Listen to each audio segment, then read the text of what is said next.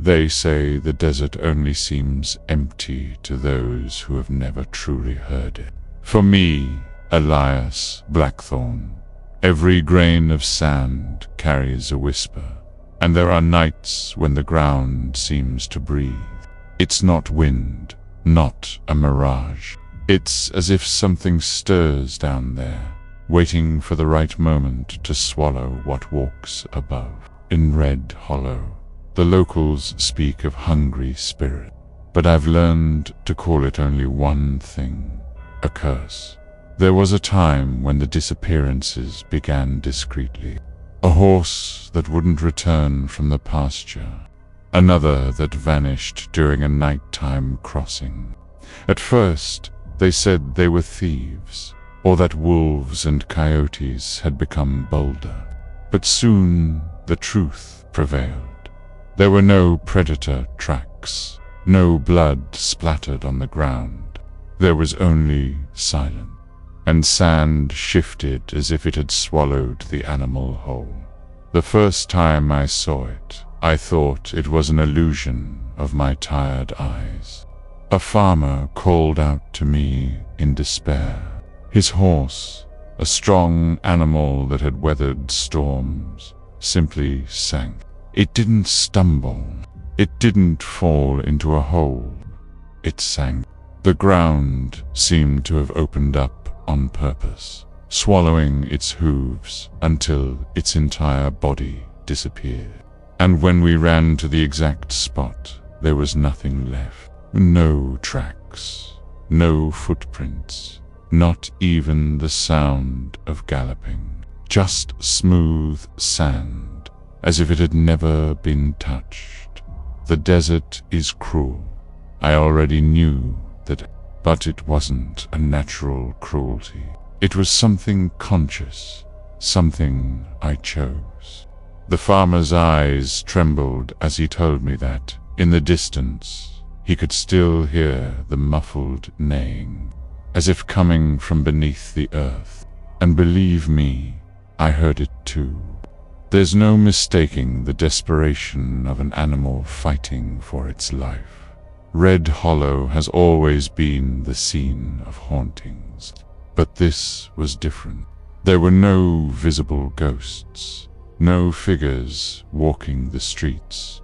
It was the ground itself that was alive and hungry. And with each passing night, more horses disappeared, like unwitting offerings to something buried deep within the desert. I know it sounds crazy, but I was there, and I saw the sand move with my own eyes. And if you think nothing could be worse than hearing the neigh of a horse buried alive, wait until I tell you what I saw the first night. I decided to keep a close eye on the desert. The stories reached me in whispers, as everything in Red Hollow tends to do. A traveler who lost his mount in the middle of nowhere, swearing the sand had swallowed him without a trace. A farmer who saw the strongest horse he had ever bred swallowed before his eyes, as if the desert had its own mouth. At first, I thought they were exaggerations of people tired of the sun and thirst. The desert has a way of confusing the senses, of transforming heat and solitude into mirages. But it wasn't long before the stories piled up, all too similar to be mere coincidence. I knew those men. They weren't fools, nor given to making up stories. They were people accustomed to the harshness of life in the West, who knew the difference between a hungry wolf and a simple hole in the ground. And they all spoke of the same thing: healthy horses, galloping, suddenly sucked into the ground. There was no long struggle, no marks on the ground, just a desperate whinny, and then silence.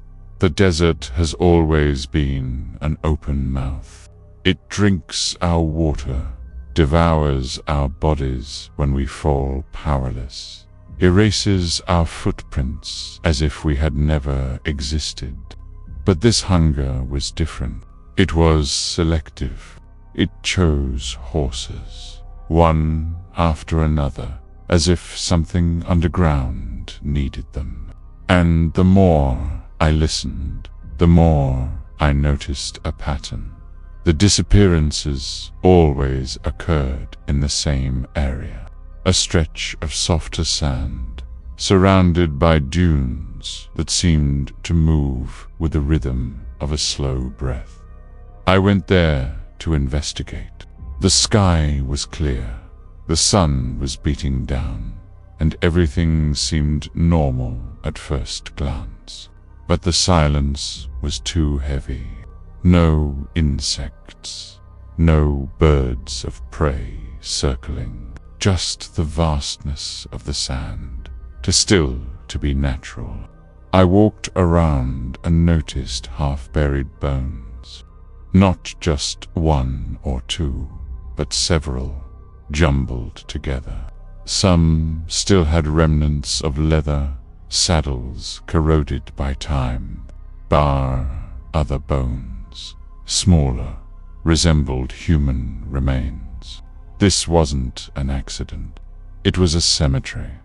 I marked the spot with stones, something I'd learned to do to never get lost in the desert. I returned days later, but the signs had changed. The stones I'd left were covered, as if someone or something had made a point of covering my tracks. The sand was smooth, uniform, and without traces. But when I sank my hand into the ground, I felt a strange, pulsing heat, as if something were breathing down there.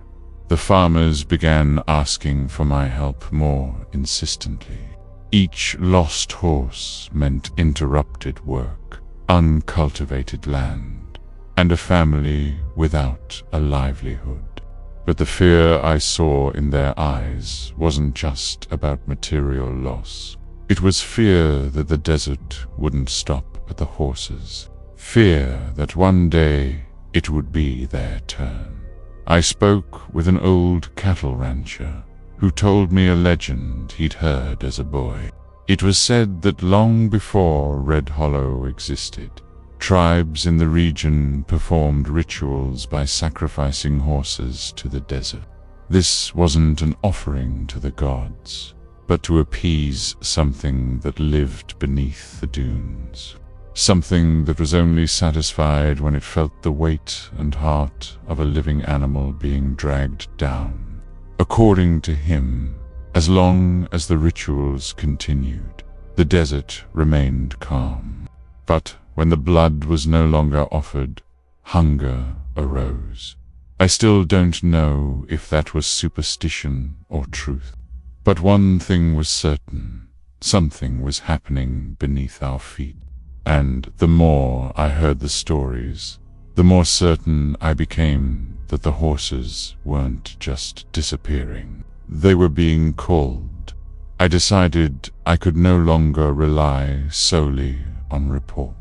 If the desert was truly swallowing horses alive, I needed to see it for myself. I waited for the full moon, when the dunes turn silver and the wind blows low, carrying secrets that seemed to come from centuries ago. I took with me only the essentials: a water canteen, a rifle, a flashlight, and my horse, which had been neighing restlessly since I approached that region marked by disappearances. I set up camp high on a dune, from where I could observe the plain below. The sand seemed still, but there was something wrong with that stillness. Not a coyote howled, nor did a cricket dare break the silence. The desert that night seemed to be waiting for something. My fire barely swayed against the wind, and with each crackle of the wood, I thought I heard another sound, coming from beneath the earth as if someone somewhere deep, was dragging chains. My horse wouldn't stop thrashing. His hooves scraped the sand. His eyes shone in the moonlight as if he saw things I couldn't. I held the reins tightly and tried to calm him, but he snorted heavily, his muscles tense, ready to bolt. Animals know before we do when death is lurking.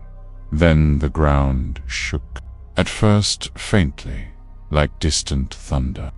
But there was no cloud in the sky. The sand vibrated beneath my boots, and for a moment I felt as if the entire dune was breathing, rising and falling in a slow rhythm, like the chest of a sleeping giant. I leaned forward, placed my hand against the ground, and the vibration ran through my arm like a living pulse. Then I heard it, a neigh, not coming from the horizon nor from the surface. It was muffled, distant, as if echoing from beneath the earth, faint but unmistakable. The sound of a horse, struggling, desperate, crying for air. I felt a chill run down my spine that not even the coldest desert could cause. The animal had been dead for days, perhaps weeks, and yet its cry echoed beneath the sand. The night continued like this, amidst silences and tremors. The dunes moved slowly, changing shape as if not the work of the wind, but of invisible hands digging from within. It was like observing a body that never rests, an open wound that never heals.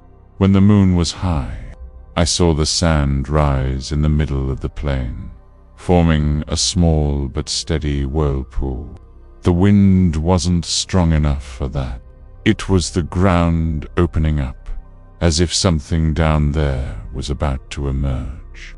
I gripped my rifle tightly, but deep down, I knew no bullet would be of any use against a breathing desert. Dawn was already creeping in when I saw movement on the horizon. A wild horse, black as night itself, came charging across the dunes. There was no saddle, no rider, just the untamed freedom that every animal carries in its eyes.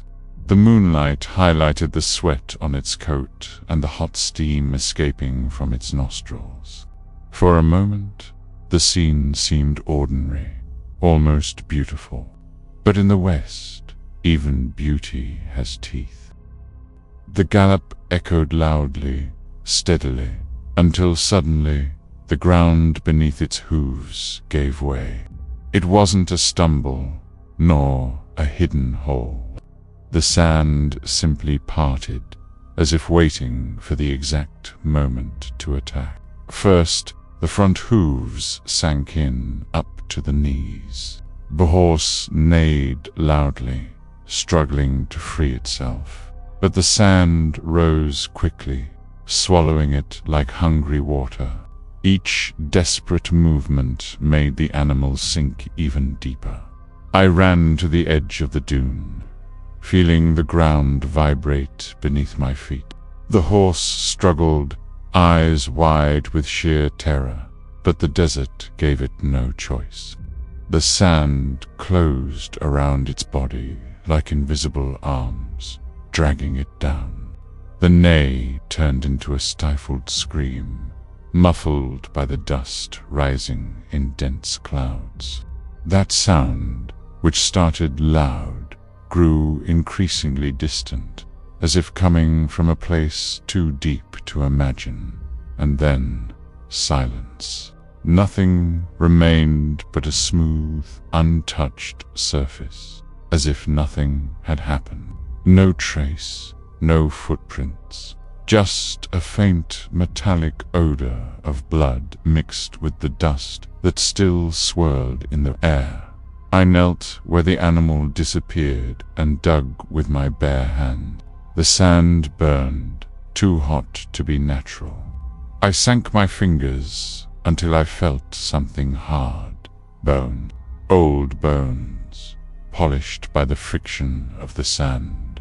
Bones that didn't belong only to horses. I removed a piece of a broken human skull, and there I was certain that the earth didn't choose its prey randomly. It accepted whatever was offered to it, and took whatever it desired when hungry. The wind blew hard, covering the hole I had made again. It was as if the desert itself didn't want its secrets exposed. I stood, feeling as if I was standing before something ancient, older than Red Hollow, older than any legend I'd ever heard in saloon nights. Something that couldn't be tamed, only feared. And for the first time, I realized that that hunger was still far from being sated the next day. The sun burned as if trying to erase every trace of the previous night. But the desert doesn't erase, it only hides. I returned to the same spot and began digging again, this time more calmly, marking the ground with stones so as not to get lost. A few feet below the surface, I found bones. Not one, but several, jumbled together like pieces of a macabre puzzle. Horse ribs, broken skulls, human vertebrae, boar buried together, as if the desert didn't distinguish between man and beast. For it, flesh was just flesh. As I examined what remained, I noticed symbols scratched into nearby stones, nearly erased by time. Circled markings, crisscrossed lines, rudimentarily engraved. I remembered the stories I'd heard as a boy, told by elders at campfire nights. They spoke of ancient tribes who believed something lived beneath the dunes, a formless creature made of sand and shadow, feeding on the weight of life. To appease its hunger, horses were sacrificed, buried alive in rituals that blended pain and reverence. These rituals, they said, were performed not out of devotion, but out of fear. The desert remained calm only while receiving their offerings. When the settlers arrived, expelling tribes and ignoring legends, the rituals ceased, and what lay below never stopped waiting. The silence that followed was not peace. It was pent-up hunger. The bones before me were proof that the curse had not lifted. It was merely dormant, until something, perhaps the constant passage of travelers, perhaps the absence of sacrifices, would awaken it again. As I watched, I felt the ground tremble slightly, and the sand slid in small waves around my feet. It was as if the desert itself had heard my thoughts, as if to confirm that I was still alive. And in that instant, I had a strange vision. For a brief moment, the surface of the sand reflected like water, and I saw figures running below, spectral horses galloping in circles, their eyes white and mouths open in neighs that never stopped. I stepped back, taking a deep breath, trying to shake off the illusion. But deep down, I knew it wasn't an illusion. They were echoes of all those who had been swallowed, trapped forever beneath the earth, racing until the end of time. And if horses and men were already buried there, what guarantee was there that the hunger would stop them? When I left the desert that dawn, I took with me not only the sight of the horse being swallowed alive, I also took with me the certainty that the ground breathed like a starving creature, and that its hunger was far from over. My every step seemed to echo, as if the ground remembered every weight, every heartbeat, every life that dared to cross over it. The wind blew in small eddies, as if following me, and behind each gust I swore I heard muffled neighs, running in eternal circles beneath the earth. I looked back at the endless horizon of dunes, and thought I saw something moving beneath the surface, like a colossal serpent slithering beneath the sand. It was a fleeting glimpse, but enough to chill me to the core. The desert wasn't empty, it held bones, secrets, and ancient pacts, and I knew, as surely as the cursed gleam in my eyes, that it would claim more victims yet. I returned to Red Hollow with dust clinging to my skin, and silence following me like a shadow. I didn't tell everyone what I saw. Some secrets weigh too heavily to share. But here's my warning. When you ride through the desert, remember that it's not always the sky that decides who lives or dies. Sometimes it's the earth itself that chooses. And when it decides to swallow you, no reins can hold you back. No prayer can save you. Now I ask you who are listening, what do you think lurks beneath the dunes of Red Hollow? An ancient curse, a living creature, or the desert itself eating its children?